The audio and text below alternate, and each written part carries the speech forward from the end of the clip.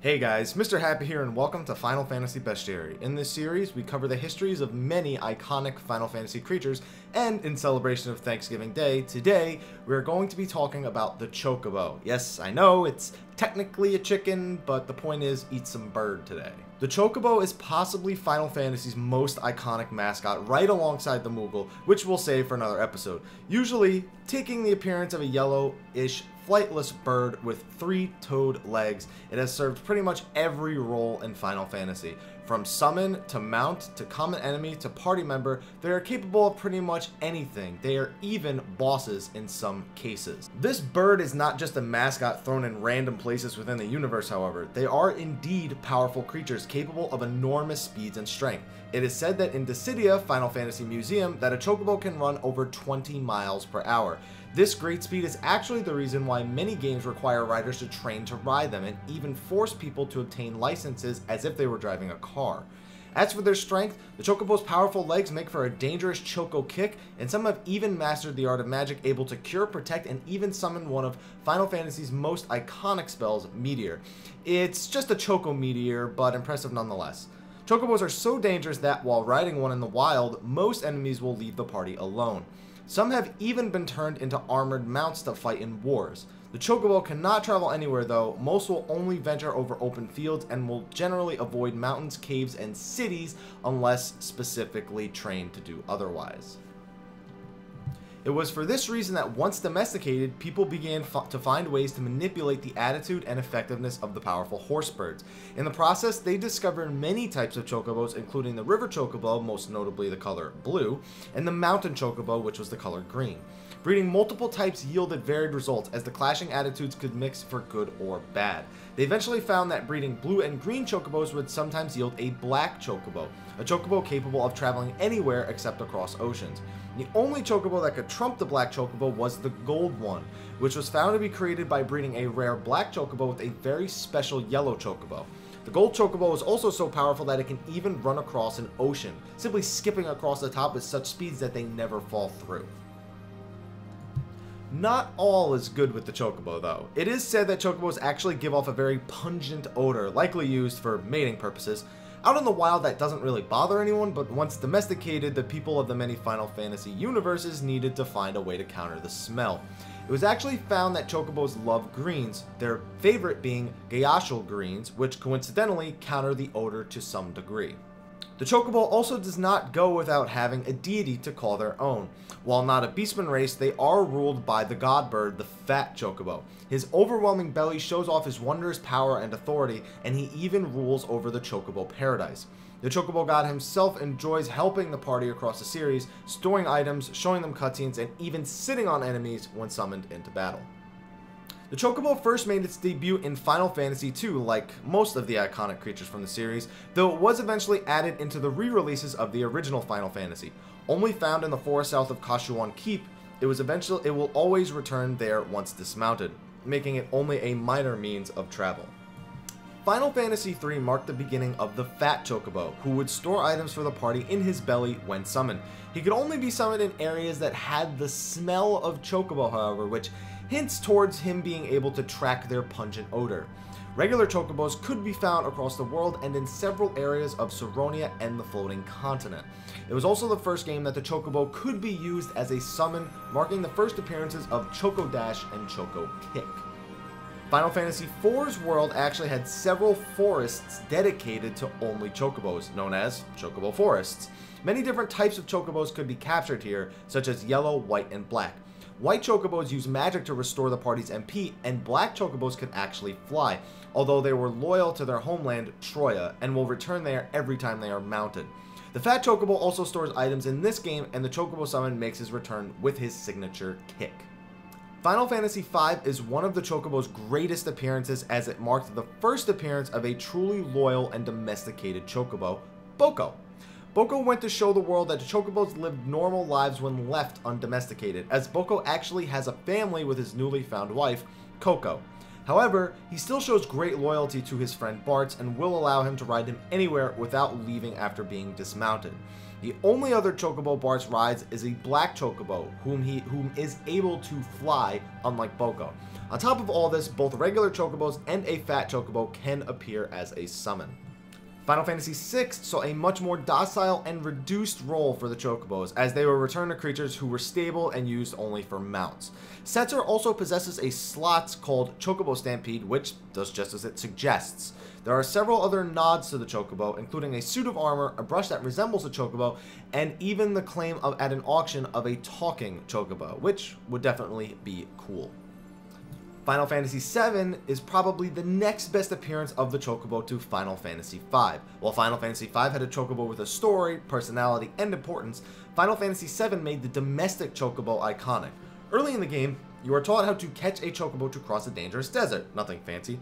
Later in the game, the most memorable of events is revealed at the Gold Saucer, Chocobo Racing. Breeders from around the world come here to race their Chocobos, while others look on and gamble. Creating one of the most memorable Chocobo minigames in breeding them, they additionally had Chocobos that could scale different types of land masses, pretty much every color we named before. They were so important that some of the strongest items in the game could only be accessed through them. The summonable version also made a return with a Moogle riding a Chocobo known as Choco/Mog. Sometimes the fat Chocobo would appear instead and, well, sit on his enemies. Final Fantasy VIII, however, tries to show the family side of the Chocobo, something that we only previously saw in Final Fantasy V. After revealing that this world only possesses yellow Chocobos, it is then also shown that there are baby Chocobos known as Chocobos, and that they are raised by their mothers until they have passed infancy. They are raised in the Chocobo Forest in this manner for quite a long time. However, one Chocobo was thrust into the world on a dangerous adventure. This Chocobo, known as Boko, no doubt named after his Final Fantasy V counterpart, was actually given his own, Japan-only minigame upon Final Fantasy VIII's release. Available on the Pocket Station, something that was only sold in Japan, you could play as Boko and level up, unlocking new moves in Final Fantasy VIII by doing so. Alongside Cactuar and Moomba, they set out on a goal to defeat the Demon King of Scary Mountain to save Minimog. He also falls in love with Coco, who is also eventually captured and must be freed. Boko himself could additionally be summoned in Final Fantasy VIII, though until the PC version of the game could not unlock moves without the player first playing Chocobo World.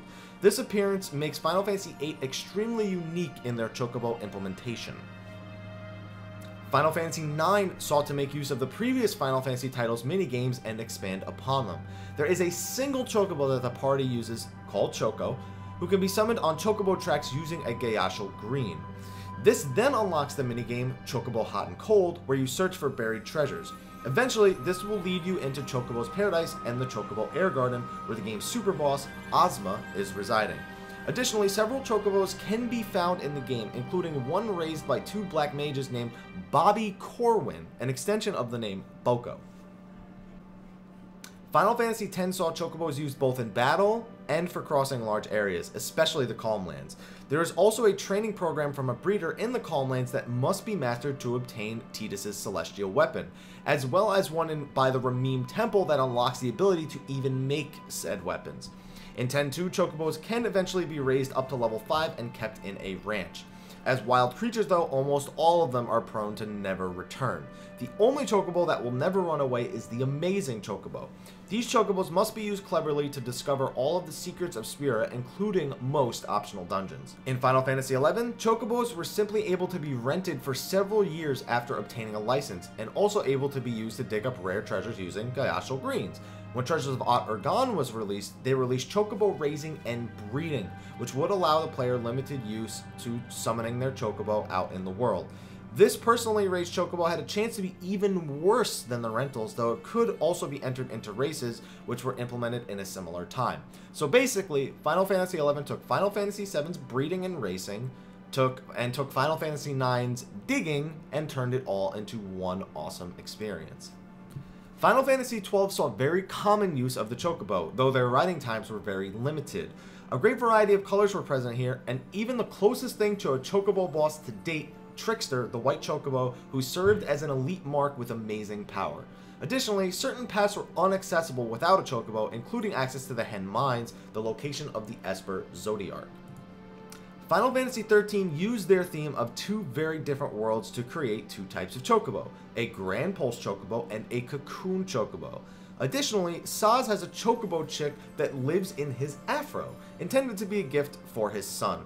The Chocobos on Cocoon appear as we normally expect, however, on Grand Pulse, Chocobos are far more powerful. Not only are they much larger in size, but they possess the most god-awful sideburns I've ever seen. And of all the things on a Chocobo, really. I guess it's to go along with the rock version of the Chocobo theme that plays while riding them. Let's get past that. But in 13.2, they do make a return, and they can even join the party with different roles. There's even the return of Chocobo racing in Serendipity, a casino only available in 13.2. And finally, we come to the Chocobo of today, present in Final Fantasy XIV as our first and most commonly used mount. While you can rent a Chocobo, whether for a short time or just to travel between two specific locations, the personal Chocobo is the more popular choice. We are able to obtain bardings for them to make them more personalized. There are a few major differences between Final Fantasy XIV's Chocobos, however. For one, they can be called at any point outside of a dungeon, except during battle, so they do not run away permanently as they do in previous games. They are also not feared by the inhabitants of Eorzea as much as in previous games, so they will attack players riding on a Chocobo, which can forcibly dismount them. Finally, you can teach your Chocobo new fighting techniques and fight alongside them, growing their level up to a maximum of 10, at which point they have the ability to obtain a unique Chocobo barding if the player specs them entirely into one type of fighter, tank, DPS, or healer. Now, of course, there are literally dozens of other games Chocobos are a part of. As one of Square Enix's primary mascots, they have served as a reminder of what we love about the series, the worlds themselves. Every incarnation of the Chocobo represents a step forward for the franchise, and even with some versions we may agree with less Final Fantasy XIII's Chocobos, you can be sure that as long as there is Final Fantasy, there will be Chocobos. And for that, I am thankful. Thank you guys for watching. If you enjoyed this video, please like, favorite, subscribe, and share for more Final Fantasy videos and, well, videos. There you go. Also, be sure to follow me on Facebook and Twitter. They are in the description below. You can get regular updates about when I'm streaming, about when I'm posting videos, what I'm posting videos about, etc., etc. Also, be sure to follow me on Twitch, where I do stream a plethora of different games, including classic Final Fantasies, Final Fantasy XIV, some Diablo, and many more games to come in the future. But anyway, guys, thank you for watching. Hope you have a happy Thanksgiving, eat a lot of Chocobo, and take care.